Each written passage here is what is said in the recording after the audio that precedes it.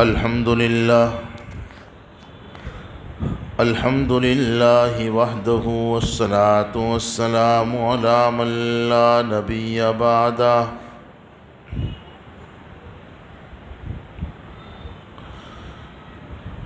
أعوذ بالله من الشيطان الرجيم بسم الله الرحمن الرحيم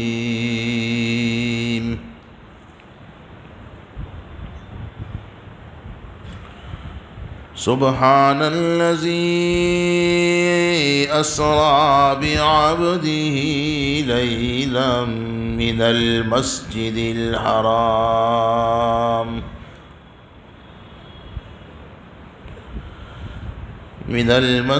الحرام إلى المسجد الأقصى الذي باركنا حوله لنريه من آياتنا إنه هو السميع البصير.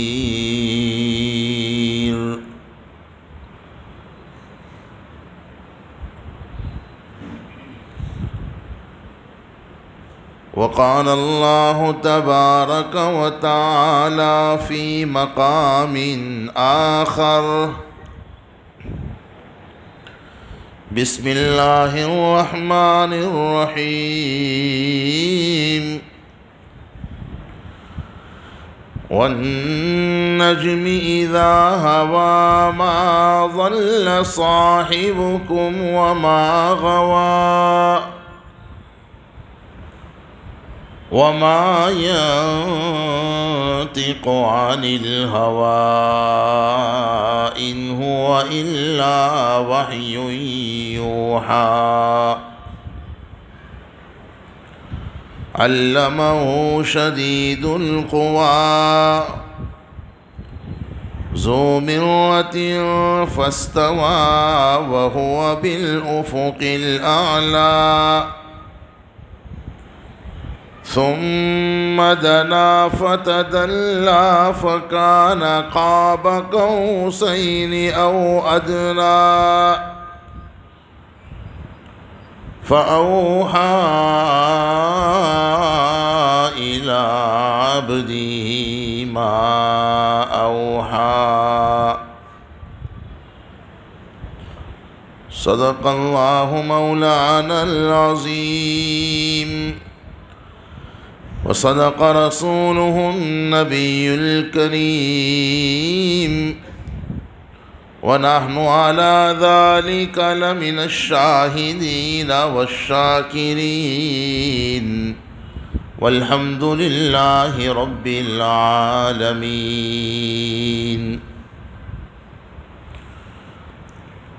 بلغ العلا بكماله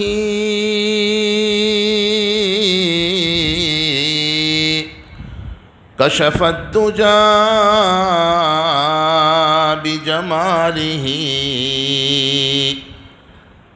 حسنت جميع خصاله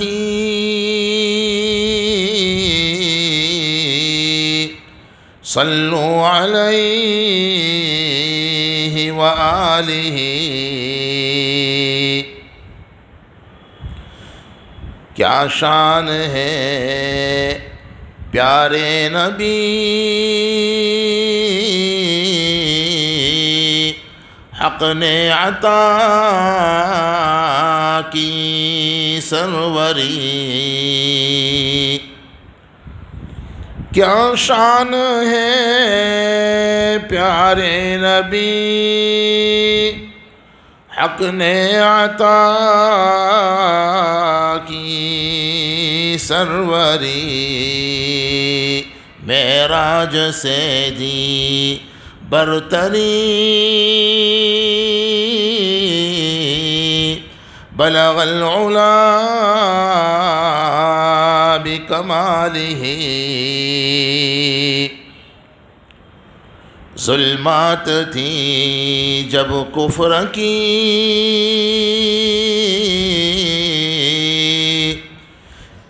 شرک و ضلالت بت گری،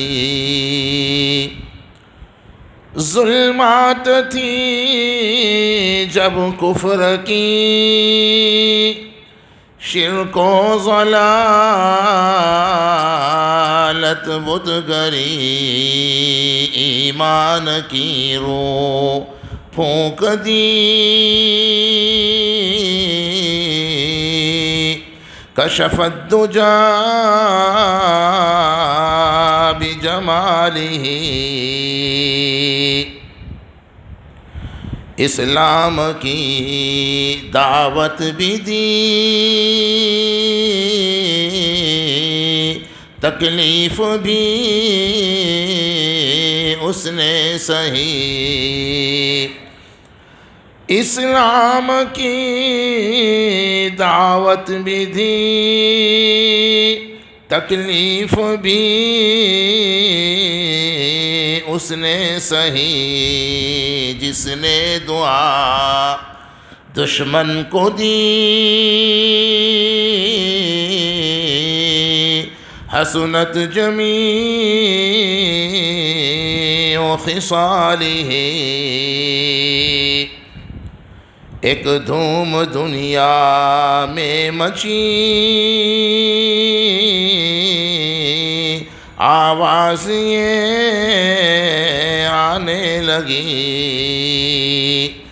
ایک دھوم دنیا میں مچی، آواز یہ آنے لگی، پڑھ لو درود اے امتی، صلو علیہ وآلہ، درود شریف پڑھیں، اللہم صلی علی سیدنا مولانا محمد وعلی آل سیدنا مولانا محمد وبارک وسلم۔ اللہ رب العزت والجلال نے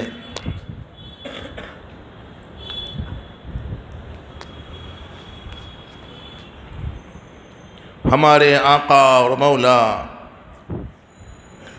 جناب محمد الرسول اللہ صلی اللہ علیہ وسلم کو ساری کائنات میں جو عروج عطا فرمایا، جو عظمت عطا فرمائی،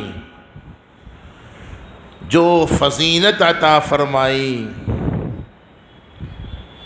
آپ سے پہلے آپ کی موجودگی میں اور آپ کے بعد ایسا عروج، ایسی عزت اور عظمت اور فضیلت کسی کو نہیں ملی۔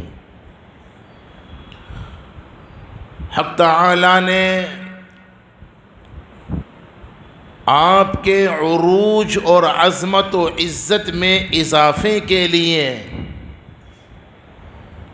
معراج پر بلایا اور معراج سے نوازا۔ یہ معراج عروج سے بنا ہے، عروج کہتے ہیں بلندی کو۔ اللہ تبارک و تعالی نے آپ کو عروج عطا کرنے کے لیے، آپ کی عظمت و عزت میں اضافہ کرنے کے لیے معراج کا سفر کروایا۔ یہ واقعہ کب پیش آیا، اس کا پس منظر کیا ہے اور اس کی مختصر تفصیلات یاد رکھیے۔ مشہور قول کے مطابق اس میں علماء محققین کا اختلاف ضرور ہے،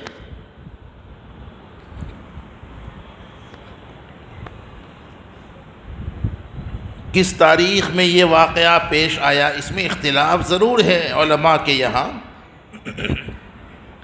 اور اس کی کچھ وجوہات ہیں، میں اس میں جانا نہیں چاہتا۔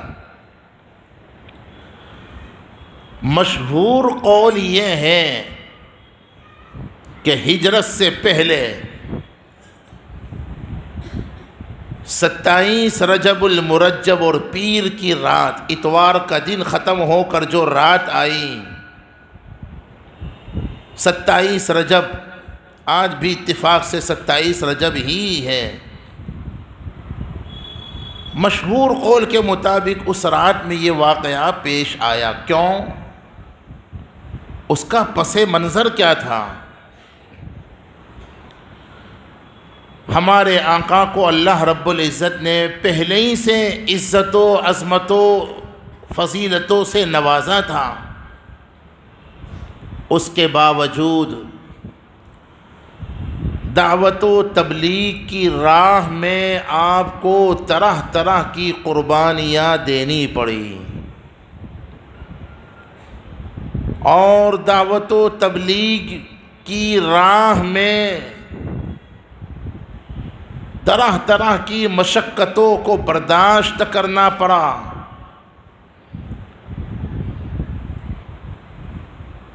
چنانچہ ہجرت سے بالکل پہلے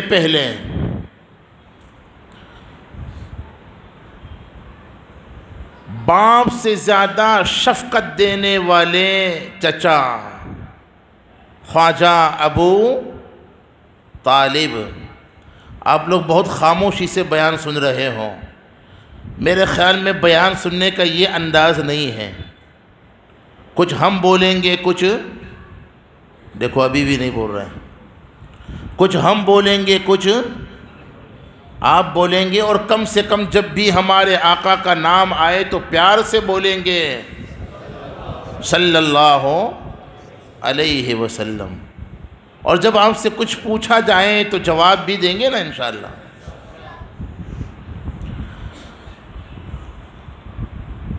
ہمارے آقا کے یہ چچا خواجہ ابو طالب، کتنی شفقتیں، کتنی محبتیں، کتنی اپنائیت حضور کو دی تھی، سگی اولاد سے زیادہ۔ آپ کے ہوتے ہوئے مشرکین مکہ کی کوئی زیادہ جرأت نہیں ہوتی تھی، ہمت نہیں ہوتی تھی، لیکن آپ کا بھی انتقال ہو گیا، اس کی بڑی تفصیلات ہے سیرت میں اس میں نہیں جاؤں گا۔ خود معراج کا یہ جو سفر ہے، معراج النبی کا جو واقعہ ہے، سیرت النبی کا ایک نہایت عبرتناک اور ہدایتوں نصیحتوں سے لبریز یہ واقعہ ہے۔ معراج النبی سیرت النبی کا بہترین ایک واقعہ ہے، سمجھے نا؟ اس لیے میں کوشش کروں گا اسی کو کچھ کہوں، اسی کے متعلق۔ خواجہ ابو طالب ایک بظاہر بہت بڑا آپ کا سہارا تھے، ان کے انتقال کے بعد قدم قدم پر آپ کا ساتھ دینے والی شریک زندگی بیوی، شریک زندگی ہوتی ہے بیوی، ہماری نوکرانی اور باندی، بولو نا یار، یہ جملہ سمجھنے کے قابل ہے۔ بیوی شریک زندگی ہوتی ہے، امیر کی بیوی ہو کہ غریب کی بیوی ہو، پڑھے لکھے کی بیوی ہو کہ ان پڑھ کی بیوی ہو، پرانے زمانے کے انسان کی بیوی ہو کہ نوجوان کی بیوی ہو، بیوی تو شریک زندگی ہوتی ہے، گھر کی نوکرانی نہیں ہوتی۔ سمجھ میں آ رہی ہے بات؟ نوکرانی مت سمجھو، اپنی زندگی کا ایک حصہ سمجھو۔ ہمارے آقا کی شریک زندگی، قدم قدم پر ساتھ دینے والی، اپنی جان سے زیادہ محبت کرنے والی بیوی سیدہ خدیجۃ الکبریٰ رضی اللہ تعالی عنہا، جو آقا کی نبوت پر سب سے پہلے ایمان لانے والی، وہ بھی اسی سال انتقال کر گئی۔ ہمارے آقا کے لیے یہ سال نہایت ہی غم کا تھا، اس لیے اس سال کو سیرت میں عام الحزن کہتے ہیں۔ دو ظاہری بہت بڑے سہارے آپ کے چھوٹ گئے، ٹوٹ گئے۔ ادھر مشرکین مکہ کے رویے میں دن بدن ناقدری، طغیانی، سرکشی بڑھتی جا رہی تھی۔ ان حالات میں ہمارے آقا بڑی اچھی امیدیں لے کر کے مکۃ المکرمہ سے طائف تشریف لے گئے۔ معراج کا پس منظر بتا رہا ہوں، یہ واقعہ کن حالات میں کیوں پیش آیا، سمجھ میں آ رہی ہے بات؟ ادھر دو بڑے سہارے چھوٹ گئے، دوسری طرف مشرکین مکہ کی جرأتیں بڑھتی جا رہی تھی۔ اب ان سے کوئی زیادہ اچھی امید بولو نہیں رہی تھی۔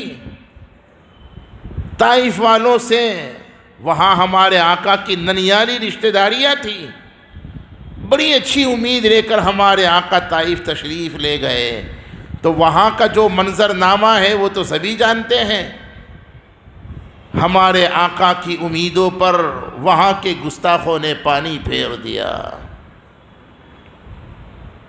ہے نا۔ آپ کو پتھر مار کر کے لہو لہان کیا گیا، اور نہ جانے آپ کے ساتھ کیا کیا بدتمیزیاں کی۔ ہمارے آقا کا اللہ کے عرش اور کعبہ سے زیادہ دل ٹوٹ گیا۔ ہمارے آقا کا دل اللہ کے کعبہ اور اللہ کے عرش سے زیادہ قیمتی ہے۔ دل تو دل ہوتا ہے، کسی کا توڑنا نہیں چاہیے بلا کسی وجہ کے۔ بلا وجہ کا مطلب کسی شرعی وجہ کے بغیر کسی کا دل توڑنا، کہتے ہیں کعبۃ اللہ کو توڑنے کے برابر جرم ہے۔ کسی کو ذلیل کر دینا، کسی کو رسوا کر دینا، وہ بیوی ہو یا بیٹا ہو، وہ اولاد ہو یا بھائی بہن ہو، وہ آپ کا خادم ہو یا کوئی ہو،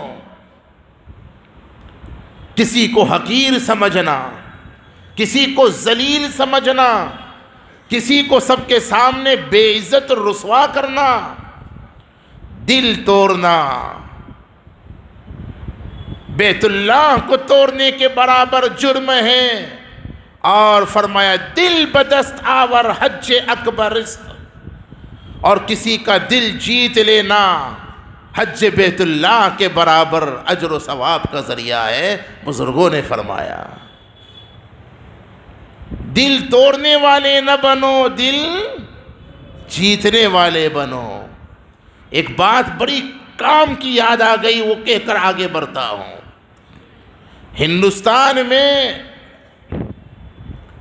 صوفیہ کا بڑا دخل ہے دعوت و تبلیغ کے عام ہونے میں، اسلام کے پھیلنے میں۔ کس کا؟ صوفیہ کا، بزرگوں کا، اللہ والوں کا بڑا دخل ہے۔ اس کی وجہ یہ ہے کہ صوفیوں نے یہاں آ کر اپنے اعمال سے، اپنے اخلاق سے، اپنے کردار اور برتاؤ سے، اپنے کیریکٹر سے لوگوں کے دلوں کو جیت لیا۔ آپ ہندوستان کی ہسٹری کو پڑھیے، ہمارا المیہ یہ ہے۔ تکلیف کی بات یہ ہے کہ ہم پڑھنے کی چیزیں پڑھتے ہی نہیں ہیں، اور نہیں پڑھنے کے میسج جان بوجھ کر کے بھی پڑھتے ہی رہتے ہیں۔ اللہ ہمارے جوانوں کو بھی، اب تو جوانوں کی خصوصیت کیا رہ گئی، موبائل جوانوں سے زیادہ بدھے استعمال کر رہے ہیں۔ ان کے پاس تو اتنا ٹائم ہے نہیں، اپنی جاب شاپ کی وجہ سے، پڑھائی کی وجہ سے، اور جو بدھے بنے بیٹھے ہیں ان کے پاس تو ٹائم ہی ٹائم ہے۔ کاش کہ یہ باتیں صرف سننے تک محدود نہ رہیں۔ اللہ تبارک و تعالی ہم سب کو حقائق سمجھا دے اور وقت کی قدردانی کی توفیق عطا فرمائے، اور موبائل وغیرہ میں فضول اوقات کو اور اپنی صلاحیتوں کو اور اپنی صحت کو، زیادہ موبائل استعمال کرنے سے صحت پر، آنکھوں پر، دل و دماغ پر وغیرہ اثر پڑتا ہے۔ اللہ تبارک و تعالی فضول استعمال کرنے سے، اپنی صلاحیتوں کو فضول ضائع کرنے سے، اپنے اوقات کو فضول ضائع کرنے سے ہم سب کی حفاظت فرمائے، آمین۔ خیر، دل توڑنے کے بجائے دل جوڑنے والے بنو بھائی۔ پورا قصہ سنانا مقصود نہیں ہے، سمجھے نا؟ اور دیکھو یہ بھی میں آپ کو بتلا دوں، اختلاف تو ہے اس رات کے متعلق، مشہور قول البتہ یہ ہے، اور قرآن و سنت میں اس رات کے متعلق کوئی فضیلت مذکور بولو بولو، ارے بولو، نہیں ہے۔ جیسے شب قدر کی فضیلت ہے، شب برات کی فضیلت ہے، کسی آیت میں اور کسی معتبر حدیث میں شب معراج کی کوئی فضیلت ہے ہی نہیں۔ کچھ سمجھ میں بات آ رہی ہے نہیں آ رہی ہے؟ ہاں، اس رات میں وہ مشہور واقعہ پیش آیا، اس واقعے میں بڑی نصیحتیں اور عبرتیں ہم سب کے لیے، ساری انسانیت کے لیے موجود ہے۔ تو وہی نصیحتوں ہی کا تو تذکرہ ہو رہا ہے۔ حضور کا دل ٹوٹ گیا، طائف والوں نے حضور کا دل توڑ دیا۔ ہمارے آقا ٹوٹے ہوئے دل کے ساتھ مکہ المکرمہ آئے۔ اللہ تبارک و تعالی نے اسی کے بعد آپ کو سفر معراج کروانے کا ارادہ فرما لیا، تاکہ، اور سفر معراج میں ہوا کیا؟ میں نے کہا نا، معراج عروج سے بنا ہے، جس کا معنی بلندی۔ ہمارے آقا کو معراج کے موقع پر فرش زمین سے اٹھا کر عرش بڑی تک پہنچایا اور دنیا کو بتایا کہ دنیا والوں، میری ساری مخلوق میں میرے محمد کا مقام فرش زمین سے لے کر عرش بڑی سے بھی زیادہ بلند و بالا ہے۔ ہمارے آقا جس رات یہ واقعہ پیش آیا، اپنی چچا زاد بہن ام ہانی بنت ابی طالب، ان کا مکان تھا حرم کے بالکل قریب، شعب ابی طالب اور کے قریب میں۔ آج تو وہ حرم کا ایک حصہ ہے، ہم نے وہ جگہ دیکھی ہے۔ وہاں کے منتظمین کا یہ کمال ہے، اشاروں میں کہہ رہا ہوں، وہاں کے منتظمین کا یہ کمال ہے۔ آج بھی حرمین میں، بلکہ مولانا مکی صاحب تو فرماتے تھے پوری اسلام کی تاریخ حرم میں موجود ہے، اور آج بھی مخصوص جگہوں کو انہوں نے مخصوص انداز میں یادگار بنا رکھا ہے، جانکار اسے جانتے ہیں، ہر کوئی نہیں جان سکتا۔ مثلا جہاں سے ہمارے آقا سوئے ہوئے تھے، ام ہانی کا جہاں مکان تھا، آج حرم میں وہ جگہ ایک خاص انداز میں وہ بنائی گئی ہے، ماہرین اسے جان سکتے ہیں، عام لوگوں کو پلے بھی نہیں پڑے گا۔ بہرحال آج وہ حصہ حرم ہی میں ہے، ہمارے آقا سوئے ہوئے ہیں۔ یہاں سونے سے متعلق ایک فرق بتلاتا ہوں۔ ہمارا سونا خواب غفلت کہلاتا ہے، جبکہ ہمارے آقا کا سونا خواب راحت کہلاتا ہے۔ سمجھ میں آ رہی ہے بات؟ ہمارا سونا غفلت کا سبب ہے، آقا کا سونا راحت کا سبب ہے۔ میرے اور آپ کے سونے سے نیند وضو ٹوٹ جاتا ہے، آقا کے سونے سے وضو نہیں ٹوٹتا۔ ہمارے آقا سوئے ہوئے ہیں، اور مکمل نیند بھی نہیں اور مکمل بیداری بھی نہیں، اسی کیفیت میں اللہ کے حکم سے حضرت جبریل اپنے ساتھی حضرت میکائیل کو لے کر فرشتوں کی ایک بڑی جماعت کے ساتھ تشریف لائے۔ ان کی تعداد کیا تھی واللہ عالم، اس میں پڑھنے کی بہت ضرورت نہیں ہے، بہت بال کی کھال نکالنے کی ضرورت نہیں ہے۔ معتبر روایتوں میں جس کا تذکرہ ہے وہی کافی ہے۔ لال کتاب کی باتیں بیان کرنے کی نہ مجھے ضرورت ہے نہ کسی اور کو ضرورت ہے۔ قرآن و سنت میں جو معتبر باتیں ہیں اسی کو بیان کرنا چاہیے۔ آپ لوگ بھی ایسے ہی معتبر بیان سننے کا مزاج بناؤ۔ خیر، ہمارے آقا خواب راحت میں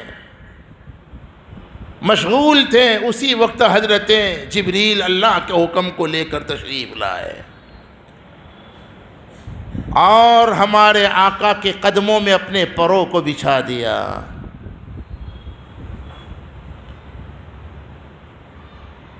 اچھا، پھر آنے کا انداز بھی چھٹ پھاڑ کر کے تشریف لائے۔ اس میں بھی کئی نکات علماء نے بیان کیے ہیں، میں اس ہر بات کی تفصیل میں نہیں جاتا، لیکن جگانے کا انداز بڑا عجیب، ہمارے آقا کے قدموں میں اپنے پر بچھا دیے۔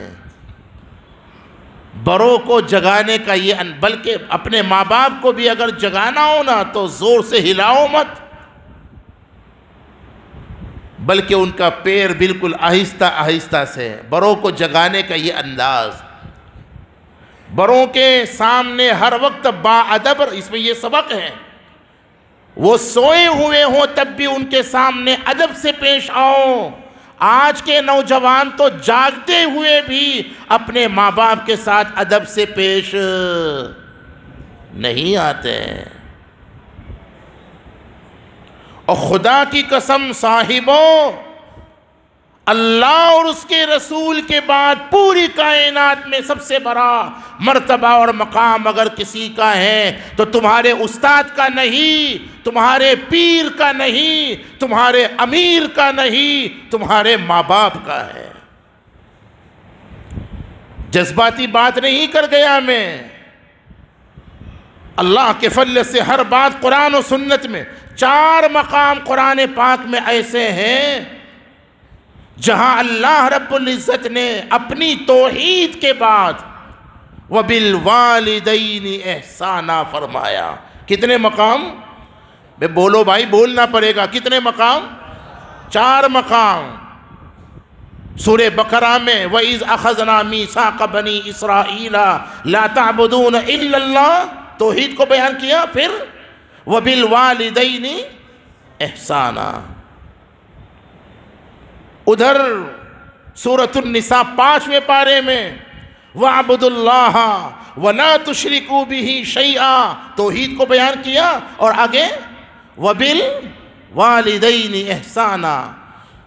ادھر تیسرا مقام سورہ انعام کے اخیر میں قُلْ تَعَالَوْا أَتْلُ مَا حَرَّمَ رَبُّكُمْ عَلَيْكُمْ أَلَّا تُشْرِكُوا بِهِ شَيْئًا والدین، یہاں بھی توحید کے بعد والدین کے ساتھ اچھا سلوک کرنا۔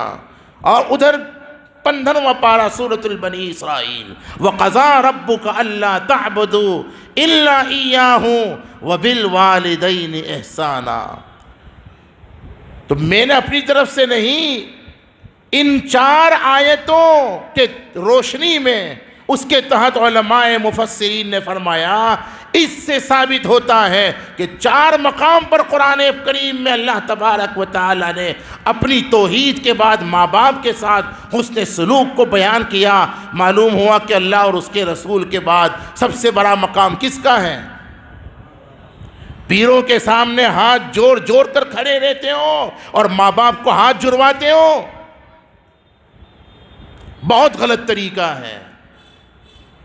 تمہارے ماں باپ اگر خدا نہ کرے دیندار نہیں بھی ہے تب بھی تمہارے لیے اللہ اور اس کے رسول کے بعد ان کا بڑا مقام ہے۔ ان کا دیندار ہونا بے دین ہونا ان کا اور اللہ کا معاملہ ہے۔ جوانوں، بڑوں کا ادب کرو، بیداری میں بھی اور خواب میں بھی۔ یہ سمجھ میں آ رہی ہے بات؟ پھر ماں باپ کا بھی جب اگر مقام بڑا ہے تو ان کی ذمہ داری بھی، بولو نا بھائی، ہاں ابھی ماں باپ کی پکڑ کرنے کا ٹائم نہیں ہے میرے پاس، ورنہ جتنا بڑا جس کا مقام ہوتا ہے اس کی ذمہ داری بھی، بولو بھائی بولو، اتنی بڑی ہوتی ہے۔ ہاں اولاد کی نیکی بھلائی اور بہتری میں ماں باپ کا کردار بہت ہی بنیادی ہوتا ہے، سمجھیں؟ خیر اس میں نہیں جاتا، میں تو یہ کہہ رہا تھا جبریل نے حضور کے قدموں میں پر بچھا دیے، اس سے یہ بتلایا، یہ سبق دیا، اپنے بڑوں کے سامنے ہمیشہ ادب کے ساتھ پیش آؤ، وہ سوئے ہوئے ہوں تو بھی، اور بولو نا یار، جاگ رہے ہوں، ہاں ان کے سامنے بے ادبی سے پیش نہیں آنا چاہیے۔ بڑے ماں باپ ہو تو، بڑے امام ہو تو، بڑے تمہارے امیر ہو تو، بڑے تمہارے خاندان کے ہوں، بڑا بڑا ہوتا ہے۔ خیر ہمارے آقا بیدار ہو گئے، ہمارے آقا کو حضرت جبریل نے ام ہانی بنت ابی طالب کے مکان سے اٹھا کر حتیم میں لے جا کر کے لٹایا۔ حتیم سمجھتے ہو؟ بیت اللہ شریف سے لگ کر کے انڈا ٹائپ، آدھا انڈے ٹائپ کا جو حصہ ہے نا، اسے کیا کہتے ہیں؟ حتیم۔ اس کی بھی ایک ہسٹری ہے، اگر کسی خوش نصیب کو حتیم میں نماز پڑھنے کا وہ بیت اللہ ہی کا ایک حصہ ہے، وہاں اگر کسی کو نماز کا موقع مل جائے تو وہ ایسا ہی ہے گویا بیت اللہ میں اس سے نماز پڑھی۔ اللہ تبارک و تعالیٰ کی توفیق سے اس گنہگار کو کئی مرتبہ موقع ملا ہے، اور ممکن ہے آپ میں سے بھی بہت سو کو ملا ہوگا۔ اللہ تعالیٰ ہم سب کو ادب اور احترام کے ساتھ یہ موقع بار بار عطا فرمائے، آمین۔ حتیم میں لٹا کر کے آپ کے سینے مبارک کو چاک کیا اور قلب اطہر کو نکالا، اور ایک نورانی پلیٹ میں اسے رکھ کر زمزم کے پانی سے دھویا گیا، اور دو بار پھر اس میں علم و حکمت کو، آپ کے قلب اطہر یعنی دل مبارک میں علم و حکمت کو بھرا، اور دوبارہ آپ کے قلب اطہر کو اپنی جگہ پر رکھ کر سینہ مبارک بند کر دیا۔ یہ بائی پاس سرجری کا جو سلسلہ شروع ہوا نا میڈیکل سائنس میں کچھ سالوں سے، ہمارے علماء محققین کا یہ دعویٰ ہے کہ بائی پاس سرجری کا سلسلہ جو شروع ہوا، میڈیکل سائنس والوں کو یہ حوصلہ سیرت النبی صلی اللہ علیہ وسلم کے انہی واقعات سے ملا، سمجھے؟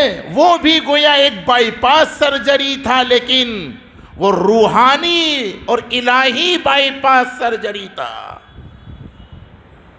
ہمارے آقا کی زندگی میں یہ واقعات 4 مرتبہ، کتنی مرتبہ؟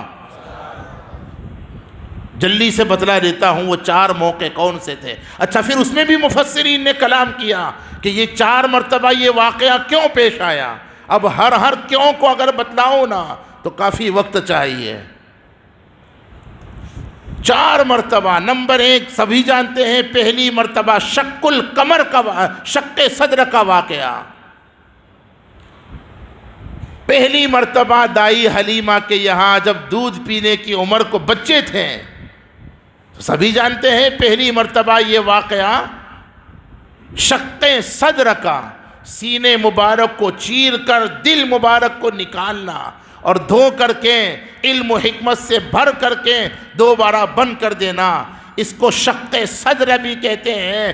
اور الم نشرح لک صدرک، بڑی شاندار یہ سورہ مبارکہ ہے۔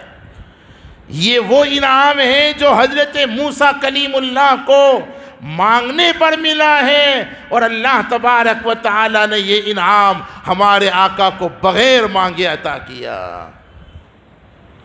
نہیں سمجھے؟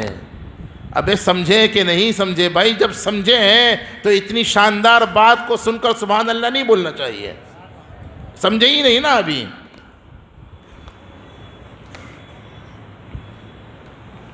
حضرت موسیٰ کلیم اللہ اللہ سے شرح صدر کو مانگ رہے ہیں۔ بعض مفسرین نے، محققین نے فرمایا یہ شرح صدر سے مراد شق صدر ہی ہے۔ ادھر موسیٰ کلیم اللہ اللہ سے مانگ رہے ہیں۔ قال رب اشرح لی صدری ویسر لی امری واحلل عقدۃ من لسانی یفقہوا قولی۔ حضرت موسیٰ کلیم اللہ کو رب کریم نے جب حکم دیا، موسیٰ اذهب الى فرعون، فرعون کے پاس دعوت و تبلیغ کے لیے جاؤ، اس نے میری زمین پر سرکشی مچا رکھی ہوئی ہے، ظلم سے میری زمین کو بھر دیا۔ اذهب الى فرعون انه طغى۔ اس موقع پر حضرت موسیٰ کلیم اللہ نے رب کریم سے دعا مانگی۔ قال رب اشرح لی صدری ویسر لی امری واحلل عقدۃ من لسانی یفقہوا قولی واجعل لی وزیرا من اہلی۔ تفصیلی دعا ہے۔ اس دعا میں ایک بات یہ بھی مانگی، رب اشرح لی صدری۔ بچوں جب امتحان ہونا تمہارا، امتحان سے پہلے یہ دعا پڑھ لیا کرو، انشاءاللہ اللہ تعالیٰ اس دعا کی، یہ دعائیں موسوی کی برکت سے تمہارے سینے کو اللہ تبارک و تعالیٰ کھول دیں گے۔ ڈپریشن میں مبتلا ہو، خدا نہ کرے، ہر نماز کے بعد یہ قرآنی دعا سمجھ کر مانگا کرو، اللہ تعالیٰ ڈپریشن کو دور کر دے گا، یقین رکھو۔ ادھر موسیٰ کلیم اللہ رب کریم سے شرح صدر کی دعا مانگ رہے ہیں، اور دعا مانگنے پر حق تعالی نے یہ انعام دیا۔ سرکار دو عالم صلی اللہ علیہ وسلم کو حق تعالی نے بغیر طلب کے، بغیر دعا کے اس انعام سے ایک مرتبہ نہیں 4 مرتبہ نوازا۔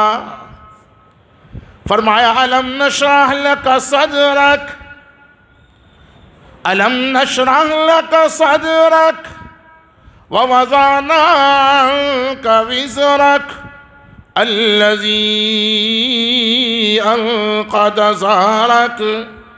میرے محبوب صلی اللہ، بولو بولو، صلی اللہ علیہ وسلم، الم نشرح لک صدرک، کیا ہم نے آپ کے سینے کو کھول نہیں دیا؟ کیا ہم نے آپ کو شرح صدر سے نوازا نہیں؟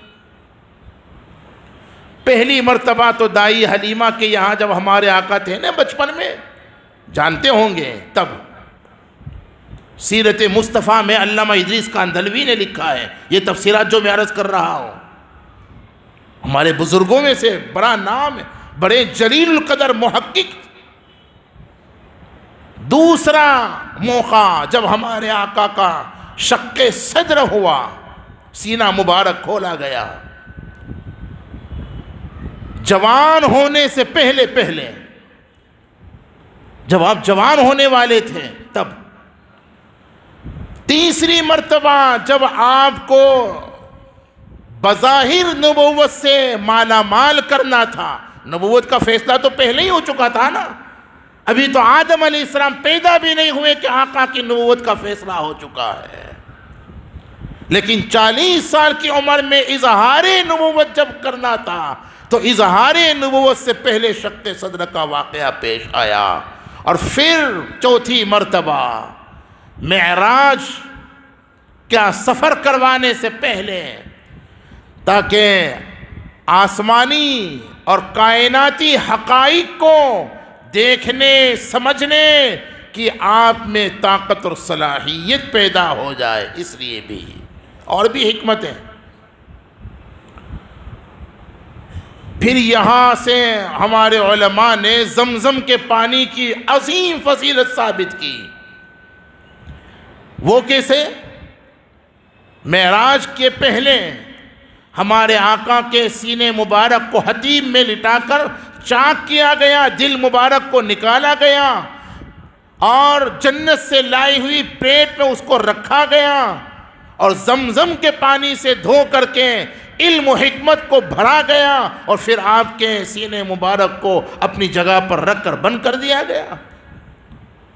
تو اگر ہمارے آقا کے سفر معراج میں قلب اطہر کو رکھنے کے لیے جنت سے پلیٹ لائی جا سکتی تھی اور جنت سے سواری کا انتظام کیا جا سکتا، براق جنتی سواری ہے نا، تو آپ کے قلب اطہر کو دھونے کے لیے جنتی پانی کا انتظام نہیں کیا جا سکتا تھا، لیکن اس کے لیے زمزم کا پانی استعمال کیا تاکہ دنیا والوں کو آب زمزم کی عظمت معلوم ہو جائے۔ سمجھ رہے ہیں؟ خیر، اب آگے چلتے ہیں۔ ہمارے آقا کو وہاں سے براق پر سوار کر کے، یہ براق کیا ہے؟ جنتی سواری ہے، اور جنت کی سواری نہیں، وہاں کی تو ہر چیز حیرت انگیز ہے، اس کا تصور میں اور آپ اور دنیا کی کوئی شخصیت کر ہی نہیں سکتی۔ حدیث میں آقا نے بتلا دیا نا جنت کی نعمتوں کے متعلق، جنت کی چیزوں کے متعلق، ما لا عین رأت ولا اذن سمعت ولا خطر على قلب بشر او کما قال علیہ الصلاۃ والسلام۔ دنیا کی آنکھ میں جنت کی چیزوں کو دیکھنے کی طاقت ہی نہیں، دنیا کے کان میں جنت کی چیزوں نعمتوں کی تعریف کو سننے کی صلاحیت ہی نہیں۔ ہم اور آپ دنیاوی زندگی میں جنت کی چیزوں اور نعمتوں کا تصور تک نہیں کر سکتے ہیں۔ اب دیکھیے نا، یہ براق جنت کی سواری کا نام تھا، یہ برق سے بنا، کہیں سے بنا؟ برق کہتے ہیں بجلی کو، جس کی رفتار 1 سیکنڈ میں 1,86,000 ہے۔ محققین نے جو کچھ بیان کیا میں وہ پیش کر رہا ہوں۔ اور اس کا دوسرا قدم وہاں پڑتا تھا جہاں نظر جاتی تھی۔ ہمارے آقا کو براق پر سوار کیا گیا، دائیں بائیں جبریل و میکائیل اور ساتھ میں فرشتوں کا بڑا لشکر مسجد حرام سے مسجد اقصیٰ تک لے جایا گیا۔ سورۃ البنی اسرائیل کی پہلی آیت کریمہ میں سفر معراج کا جو پہلا حصہ ہے، جو مکہ المکرمہ مسجد حرام سے شروع ہو کر مسجد اقصیٰ پر جا کر کے ختم ہوتا ہے، یہ گویا پہلا اسٹیشن تھا۔ راجدھانی کے 2 اسٹیشن مثال کے طور پر، بڑودہ سے چلنے والی بمبئی کی طرف جانے والی پہلا اسٹیشن سورت، دوسرا بمبئی، یہ میں مثال کے طور پر کہہ رہا ہوں۔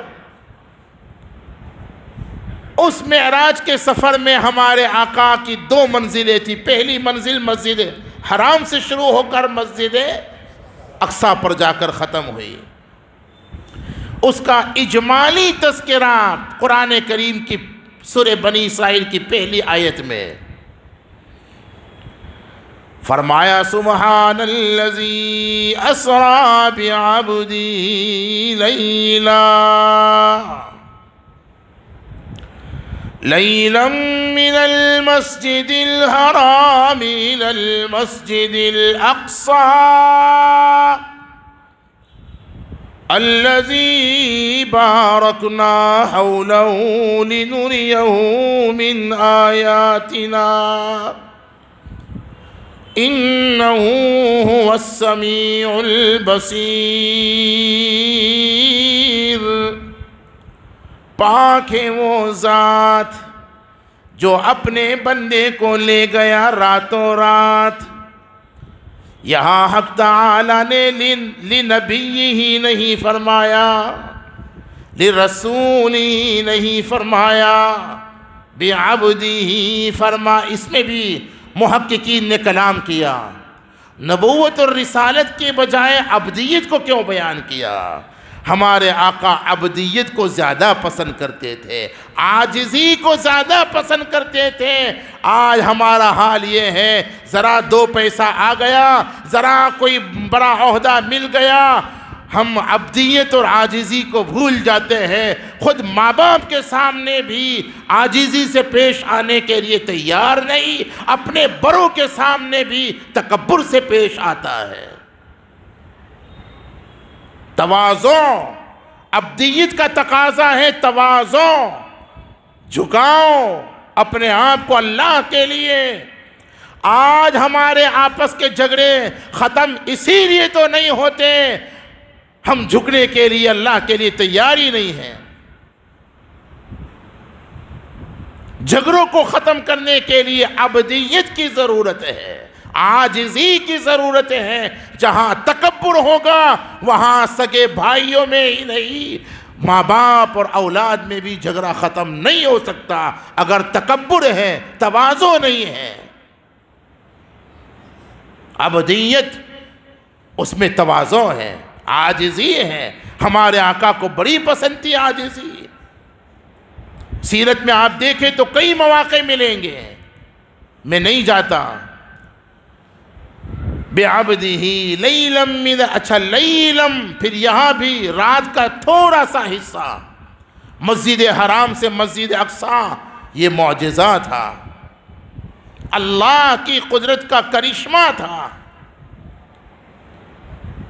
ہمارے آقا کو آسمانی فلائٹ کے ذریعے سے، سمجھے نا، یہ سارے واقعات کو پڑھنے کے بعد سائنس کو ریسرچ کرنے کا حوصلہ ملا، اور انہوں نے بال کی کھال نکالنا شروع کیا، اور پھر یہ ایروپلین اور اس کے نہ جانے کون کون سی چیزوں کو ایجاد کیا۔ اس قسم کے واقعات کو دیکھ کر حوصلہ ملا۔ آپ یقین مانیے یہ باتیں بھی میں کوئی عقیدت میں نہیں کہہ رہا، پڑھے لکھے لوگ تحقیق کریں گے تو اسی نتیجے پر پہنچیں گے جو میں بہت آسانی سے عرض کر رہا ہوں۔ بے شک ہم تو عقیدت میں کہہ رہے ہیں، لیکن یہی حقیقت بھی ہے۔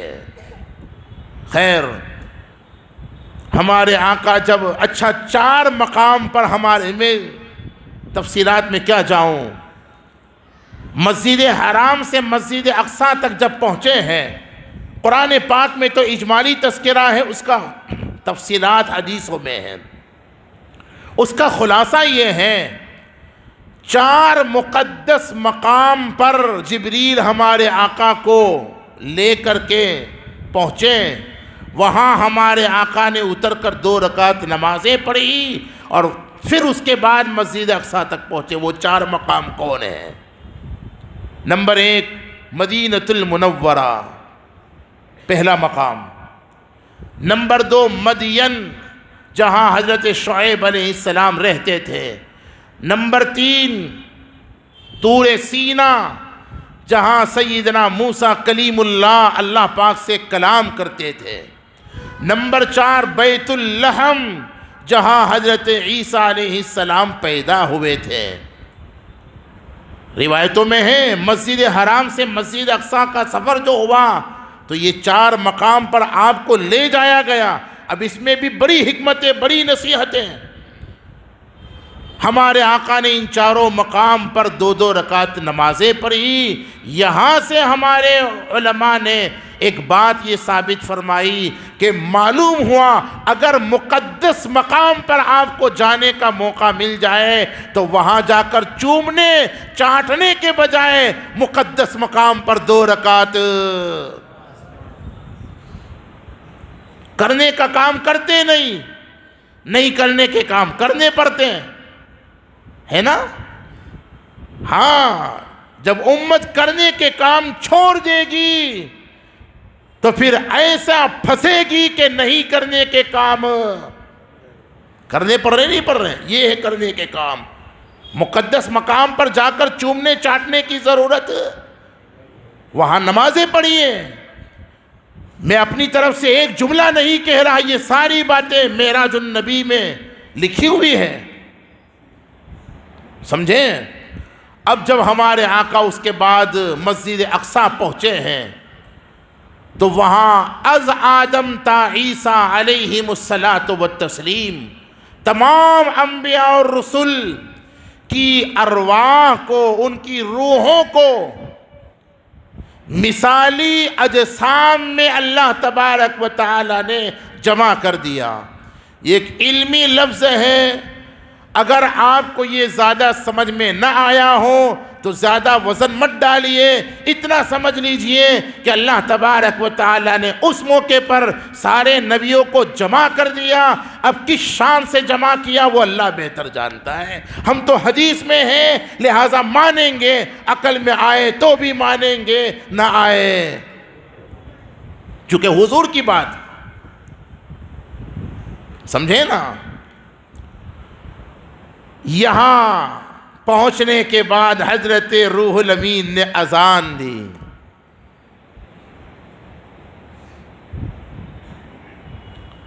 اذان دینے کے بعد میں صفیں درست کی گئی تاکہ 2 رکعت نماز ادا کی جائے۔ میں یہاں ایک بات کہہ کر کے ذرا آگے بڑھتا ہوں۔ علماء محققین نے فرمایا بیت المقدس میں امامت انبیاء کا واقعہ 2 مرتبہ پیش آیا۔ کتنی مرتبہ؟ بولو۔ 1 مرتبہ جاتے وقت، دوسری مرتبہ آتے وقت۔ جاتے وقت بھی 2 رکعت، آتے وقت بھی 2 رکعت۔ ترمذی کی شرح میں ابن کثیر رحمت اللہ علیہ کے حوالے سے لکھا ہے جاتے وقت جو 2 رکعت ادا کی گئی وہ تحیۃ المسجد تھی، اور آتے وقت جو 2 رکعت ادا کی گئی وہ نماز فجر تھی۔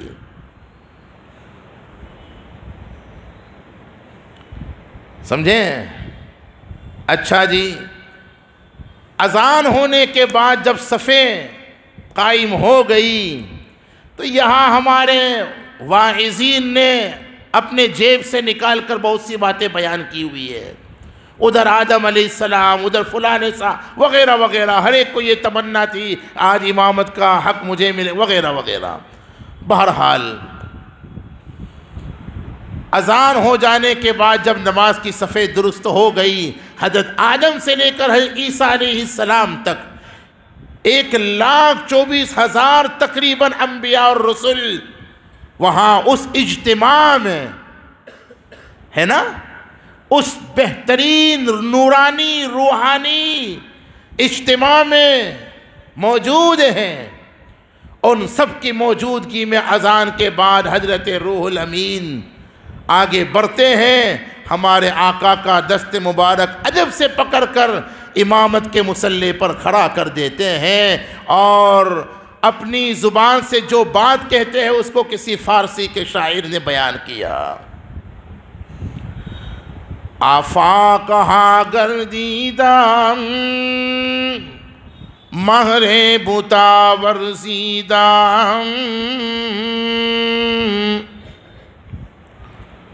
آفاق ہاں گردیدہ مہر بتا ورزیدہ، بسیار خوبا دیدہ، لیکن تو چیز دیگری، میرے محبوب صلی اللہ علیہ وسلم میں آدم سے عیسیٰ علیہ السلام تک نبیوں کے پاس وحی لے کر آتا رہا. میں نے آسمان سے سفر شروع کر کے زمین تک پہنچا. میں نے مشرق بھی دیکھا، مغرب بھی دیکھا، میں نے شمال بھی دیکھا، جنوب بھی دیکھا، دنیا کے کونے کونے میں نے چکر لگایا. لیکن اللہ کی رحمت کی قسم، آپ جیسا شان والا، آپ جیسا مرتبہ اور مقام والا آج تک میں نے کبھی کسی کو دیکھا ہی نہیں. لہذا آپ کے ہوتے ہوئے کسی کو یہاں ایک جملہ کہتا ہوں تاکہ ہمارا عقیدہ درست ہو جائے. آپ کے حاضر ناظر ہوتے ہوئے آدم سے عیسیٰ علیہ السلام تک نبیوں اور رسولوں کو امامت کا حق حاصل نہیں ہے. جب آپ کسی مجلس میں حاضر ناظر ہو تو پھر آپ ہی امامت کے حقدار ہوں گے، آپ کے علاوہ اور کوئی نہیں. نہیں سمجھے؟ مجھے معلوم ہے نہیں سمجھے. حاضر ناظر ہونا یہ اللہ ہی کی شان ہے. ہر وقت ہر جگہ اپنے علم اور اپنی قدرت سے حاضر ہونا اور ناظر ہونا یہ صرف اللہ کی صفت ہے. ہمارے آقا بھی اس صفت میں اللہ کے ساتھ شریک نہیں ہے. اگر آقا بھی اللہ کی طرح ہر وقت ہر جگہ حاضر ناظر ہوتے تو یہ کیا نام ہے امام صاحب کا؟ مولانا منور کو اور دنیا کے اماموں کو امامت کا حق حاصل ہوتا. آپ کے حاضر ناظر ہوتے ہوئے تو آدم سے عیسیٰ تک کے نبیوں اور رسولوں کو امامت کا حق حاصل نہیں ہوا تو 14ویں صدی کے اماموں کو کیسے حاصل ہوتا؟ یہ شان اور یہ صفت صرف اللہ ہی کی ہے کہ وہ ہر وقت ہر جگہ حاضر ناظر ہے، وہ معبود ہے. سمجھے نا؟ ہاں، اللہ کے علاوہ اور کوئی نہیں. اگر حضور بھی اللہ کی طرح حاضر ناظر ہوتے ہیں تو دنیا کا کوئی امام آپ کے حاضر ناظر ہوتے ہوئے امامت کروا سکتا تھا؟ وہاں جب حاضر ناظر تھے کہاں؟ بے بولو یار. مسجد اقصی اللہ تعالی ظالمین کے چنگل سے اس کو نجات عطا فرما دیں اور اس کی آزادی اور کامیابی میں ہم نہ ہو تو ہماری اولادوں اور نسلوں کا حصہ شامل فرما لے. آمین. وہاں مسجد اقصی میں اس نورانی اور روحانی فرشتوں اور رسولوں اور نبیوں کے اجتماع میں حضور حاضر ناظر تھے. اس لیے جبریل نے کہا آپ کے حاضر ناظر ہوتے ہوئے آپ کے علاوہ کوئی نماز پڑھا ہی نہیں سکتا. آگے بڑھیے حضور اور امامت کروائیے. آپ ہی امام الانبیاء والمرسلین ہیں. اب تفسیرات میں بتلا چکا ہوں. 2 رکعت نماز پڑھائی. 2 رکعت نماز پڑھانے کے بعد سب سے تعارف ہوا حضرت آدم سے عیسیٰ علیہ السلام تک. اب 1 گھنٹہ قریب ہو گیا ہے. میں سمیٹتا ہوں بات کو ورنہ آپ بھی تھک جاؤں گے. مجھے سفر کر کے آیا ہوں. آئندہ کل بھی الحمدللہ ایک سفر ہے، مجھے بمبئی جانا ہے. خیر کیوں بھائی، ختم ہونا چاہیے. ایمانداری سے بتلاؤ، بالکل بلا تکلف بتلاؤ. مجھے برا نہیں لگتا اتنے جلدی. ہاں برا لگنے کی بات ہوتی ہے تو کوئی ہو پھر برا تو ضرور لگتا ہے. جو خلاف شریعت کوئی بات ہو تو پھر تو برا لگنا ہی چاہیے. کیا بھائی بیان چالو رکھنا چاہیے یا ذرا 10-15 میں سمیٹ لینا چاہیے ایمانداری سے؟ ہاں جی اچھا چلیے ماشاءاللہ. 2 رکعت نماز ہو گئی. الیک سلیک تعارف ہو گیا آپس میں. اب اس کے بعد آپ کے لیے جنت سے ایک خاص چیز لائی گئی، سمجھیں، جس میں ہمارے آقا کو براق سمیت سوار کیا گیا اور اسی سے آپ کو اٹھایا گیا، پہلے آسمان پر، پھر دوسرے آسمان اور پھر تیسرے، ساتوں آسمان پر ہمارے آقا کو شاندار تفصیلات ہیں، میں اس میں نہ جاتے ہوئے آگے کی کچھ باتیں ہیں۔ ساتوں آسمانوں پر 7 الگ الگ جلیل القدر نبیوں سے ملاقاتیں ہوئی۔ پہلے آسمان پر حضرت آدم علیہ السلام سے، دوسرے آسمان پر حضرت عیسیٰ علیہ السلام سے، تیسرے آسمان پر حضرت یحییٰ علیہ السلام سے، اور چوتھے آسمان پر حضرت موسیٰ علیہ السلام سے، پانچویں پر حضرت ہارون علیہ السلام سے، اور چھٹے پر حضرت یوسف علیہ السلام سے، اور 7ویں پر حضرت ابراہیم علیہ السلام سے۔ غالباً ایک بیچ میں کچھ شاید آگے پیچھے ہوا ہے۔ اس کا مجموعہ اعیاہما سے علماء محققین نے بیان کیا۔ خیر، آسمانوں پر ان جلیل القدر پیغمبروں سے ملاقات کروانے میں بھی خاص حکمتیں، اس کی بھی کئی حکمتیں علماء نے بیان کی ہوئی ہیں۔ میں یہ ذرا سا اشارہ اس لیے کر رہا ہوں، بھائیوں، پڑھنے کے لائق تو حضور کی سیرت ہی ہے، ہم پڑھتے ہی نہیں، ہم جیسا سننا چاہیے سنتے ہی نہیں، ورنہ ایک ایک سیرت کے واقعے میں، ہر پہلو میں کئی عبرتیں، ہدایتیں اور نصیحتیں میرے لیے، آپ کے لیے، امت کے لیے موجود ہے۔ سمجھیں، ہمارے آقا کو یہاں سے لے جا کر کے آسمانوں سے اٹھایا گیا، اور سدرۃ المنتہا جو 7ویں آسمان کے اوپر، سدرۃ المنتہا جب ہمارے آقا پہنچے، یہاں یہ سدرۃ المنتہا بیری کا ایک درخت ہے، اسی کے پاس جنت ہے۔ عند سدرۃ المنتہا عندہا جنت المأویٰ، سورۃ النجم میں اس کا تذکرہ ہے۔ سمجھے نا، یہ گویا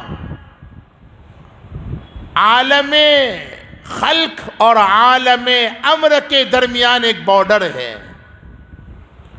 اللہ کے عرش سے جو فیصلے نازل کیے جاتے ہیں، اس کی انتہا، اوپر سے نیچے آنے کی انتہا سدرۃ المنتہا ہے، اور نیچے سے اوپر تک جو باتیں پہنچائی جاتی ہیں، اس کی بھی انتہا نیچے سے اوپر پہنچانے کی انتہا سدرۃ المنتہا ہے۔ سمجھے نا؟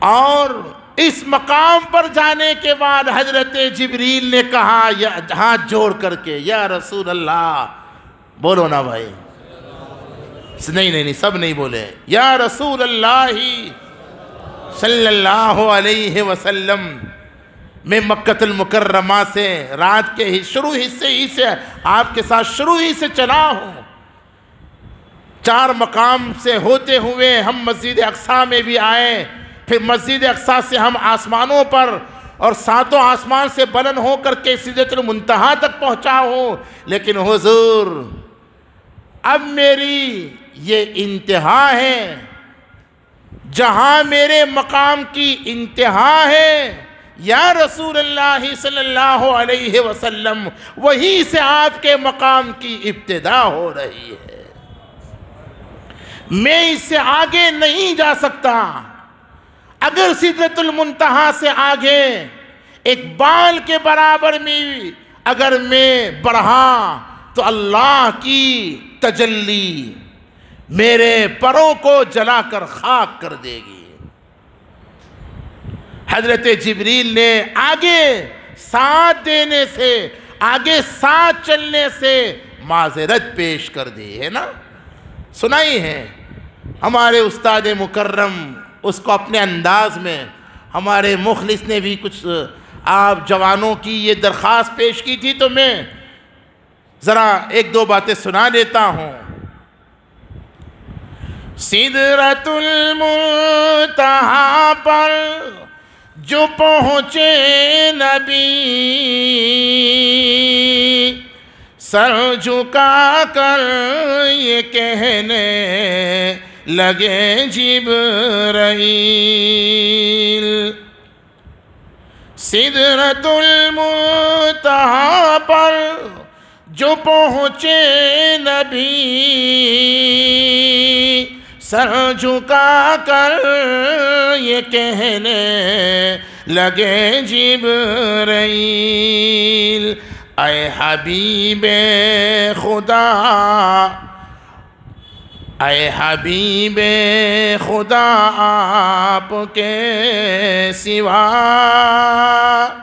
اس کے آگے جو جائے گا جل جائے گا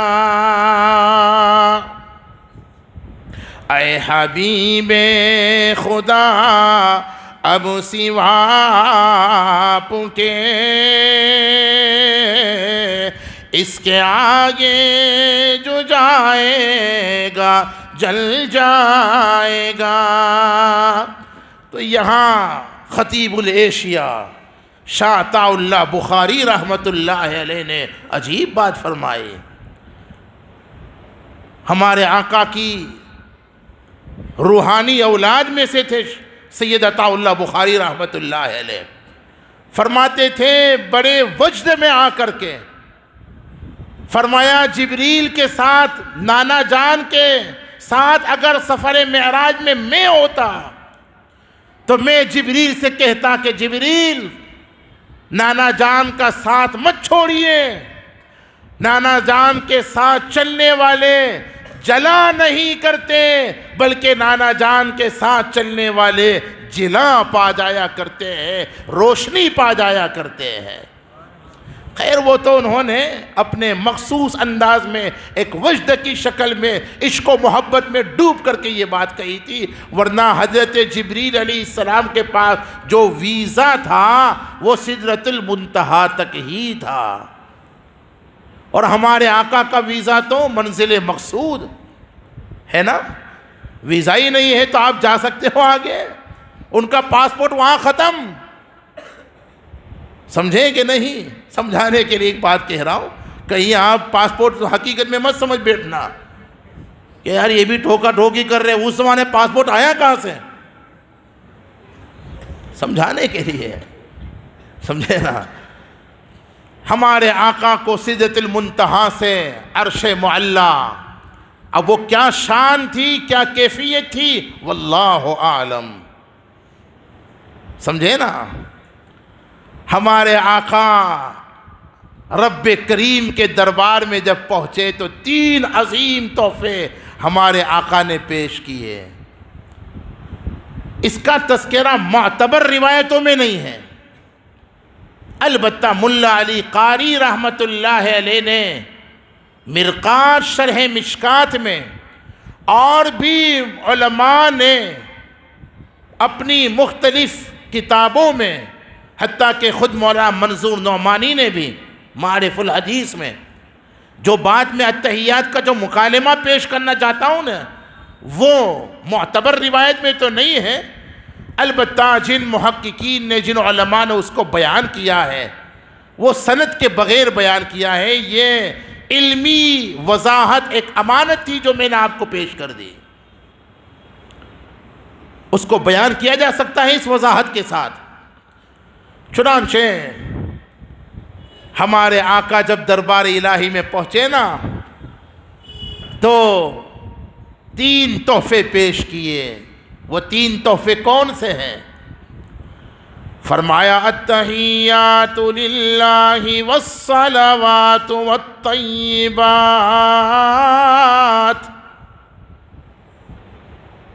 التحیات للہ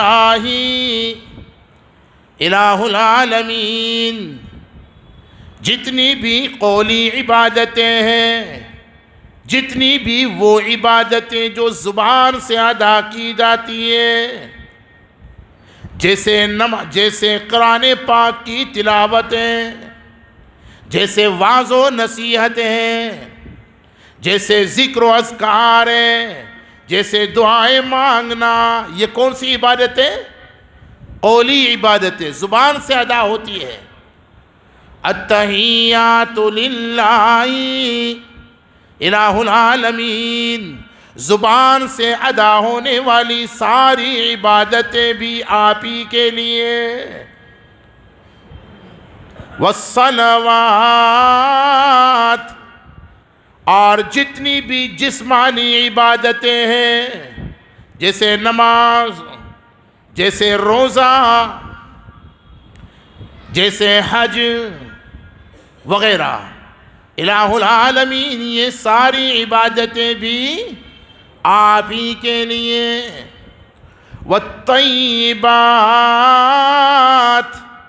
اور جتنی بھی مالی عبادتیں ہیں جیسے زکوٰۃ، خیرات اور صدقات، ہر قسم کی عبادتیں، یہ اللہ کی تعریف کا ایک انوکھا انداز ہے جو ہمارے آقا پہلی مرتبہ پیش کر رہے ہیں۔ یہ جو ہم التحیات پڑھتے ہیں نا، یہ التحیات کیا ہے؟ اس کے یہ شروع کے 3 اللہ تبارک و تعالی کی عظیم تعریف پر مشتمل جملے ہمارے آقا نے اس موقع پر پیش کیے۔ التحیات للہ والصلوات والطیبات۔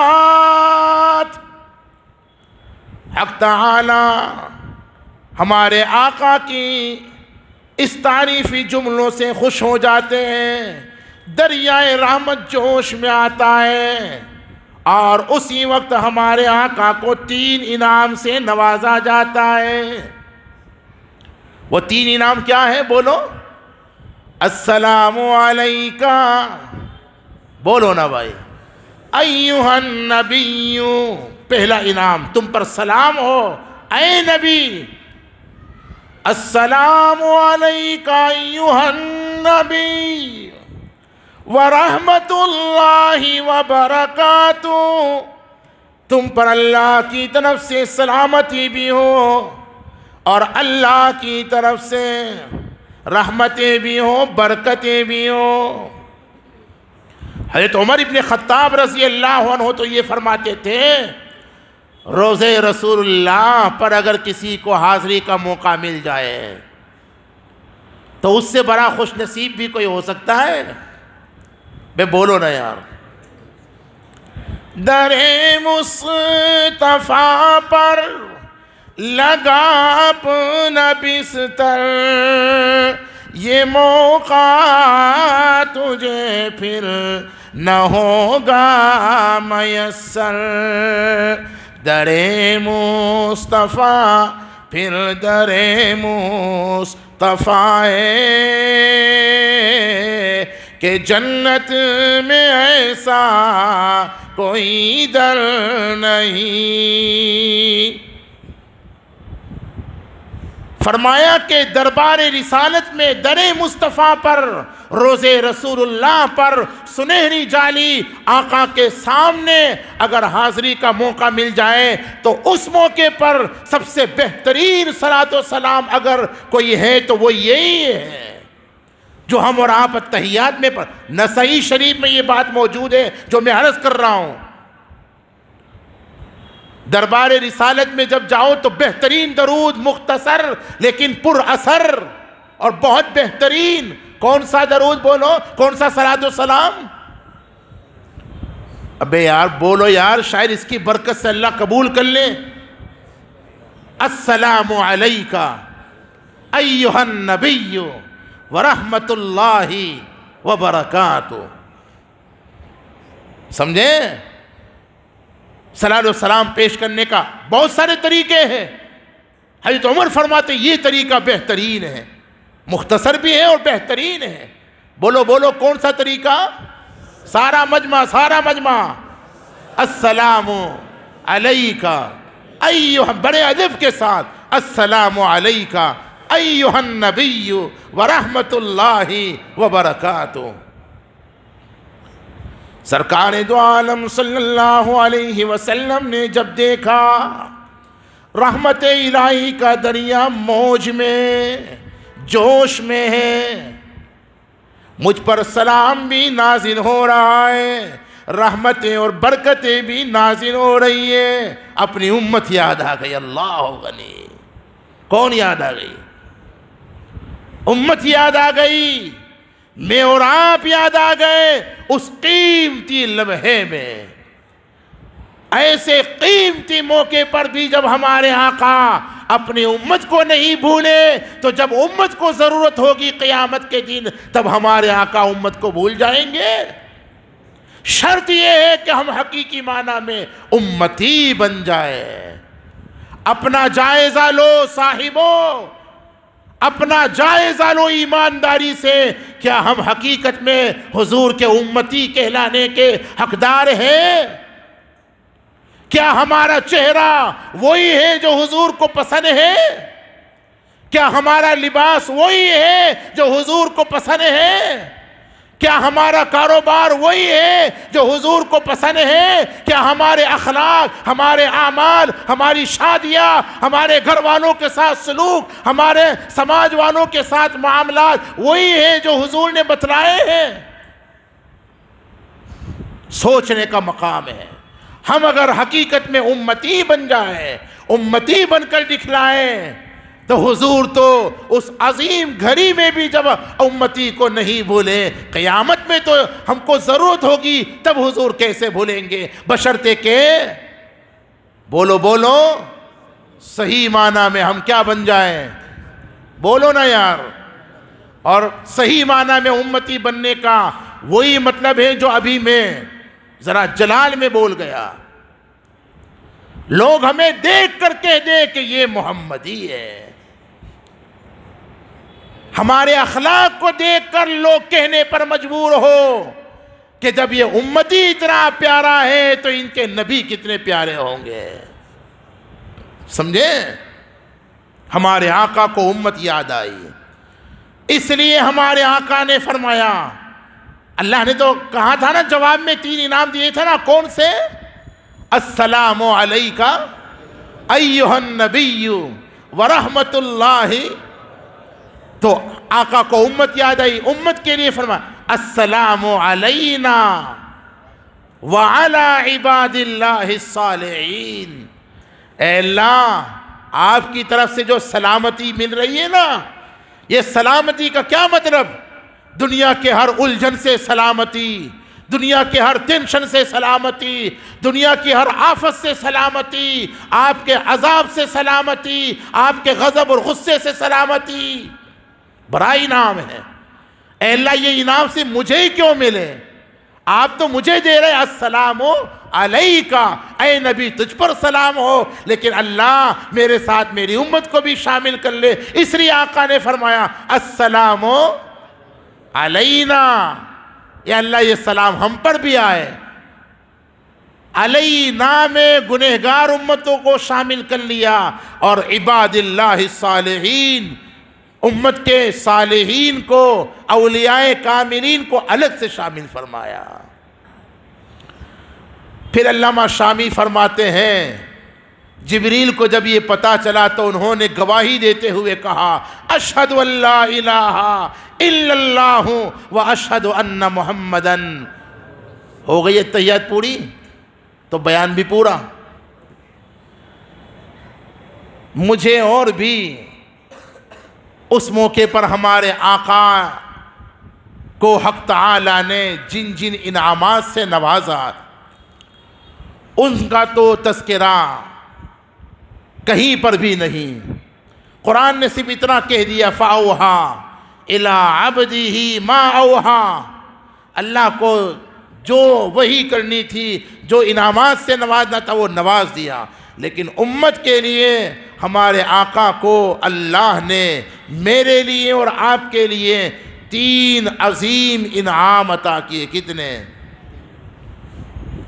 آپ کا جواب سنا رہا ہے کہ تھک گئے، تو مجھے تو زیادہ تھکان ہونی چاہیے نا، 1 گھنٹے سے زیادہ اللہ کی توفیق سے لیکن بہت ممکن ہے کہ یہ شاید آپ لوگوں کی سچی طلب اور اچھی فکروں کے نتیجے میں اللہ نے میری زبان پر باتیں جاری فرمائی۔ یہ اللہ کے فضل کے بعد شاید ہمارے سامعین کی سچی طلب کا اثر ہے، اپنا کوئی کمال نہیں ہے، اللہ پاک قبول فرما لے تو اس کا کرم ہے۔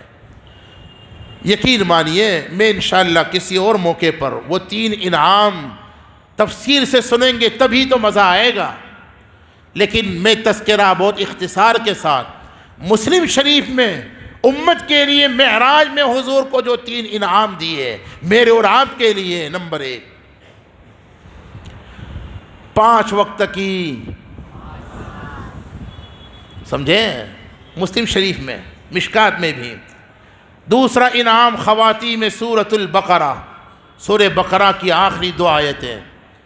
تیسرا انعام یہ وعدہ کہ پیارے وعدہ کرتا ہوں آپ کی امت میں سے کوئی کتنا ہی بڑا گنہگار کیوں نہ ہو شرک نہ کرے، بس کیا نہ کرے؟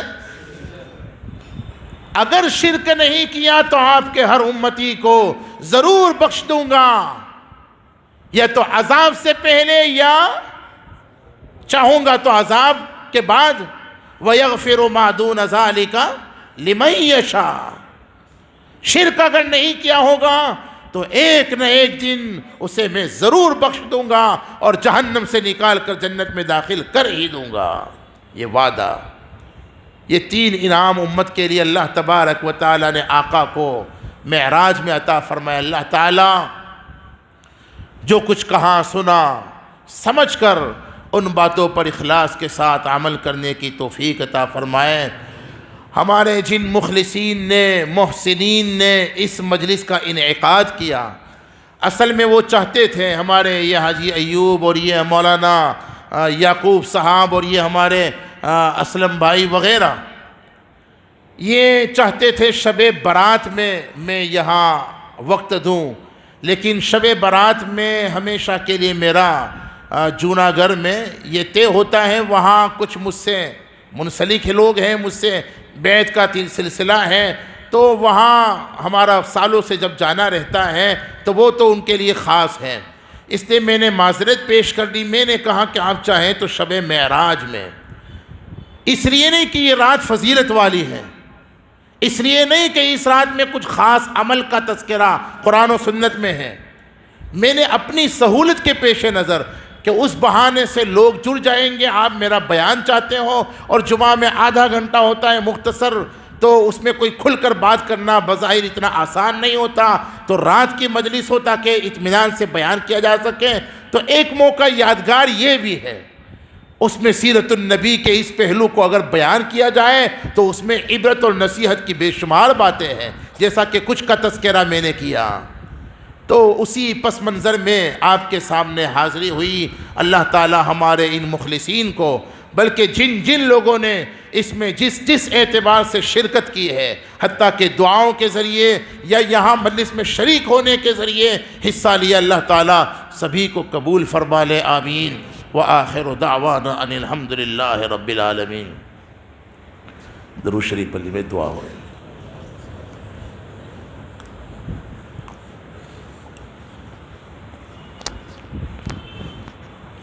اللہم لک الحمد کما انت اہلہ فصل علی محمد کما انت اہلہ وفل بنا ما انت اہلہ فانک اہل التقوی واہل المغفرہ۔ ربنا ظلمنا انفسنا وان لم تغفر لنا وترحمنا لنکونن من الخاسرین۔